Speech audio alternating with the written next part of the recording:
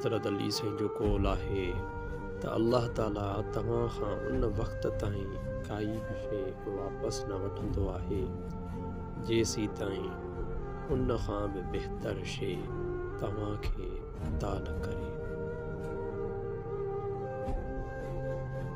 हज़रत अली साईं जो कौल आहे त जॾहिं तव्हां कुझु बि न करे सघो त पंहिंजूं दुआऊं अल्लाह पाक खां वधीक घुरंदा करियो, छो त अल्लाह ताला खां सवाइ ॿियो को बि तव्हांखे कुझु बि नथो ॾेई सघे।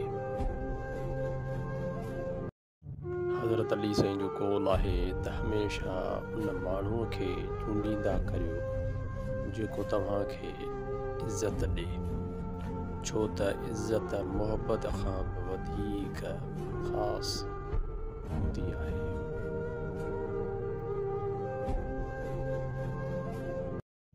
हज़रत अली साईं जो कौल आहे त हिन दुनिया जी सभ खां वधीक क़ीमती शइ एहसास आहे जो हिन दुनिया में मौजूद हर हिकु इंसान वटि नाहे हूंदो, कंहिं कंहिं वटि हूंदो आहे।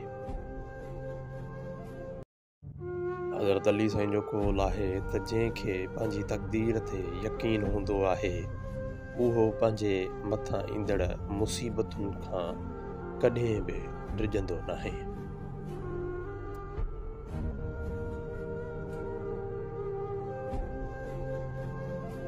हज़रत अली साईं जो कौल आहे त पंहिंजी ज़िंदगी में 3 उसूल ठाहियो।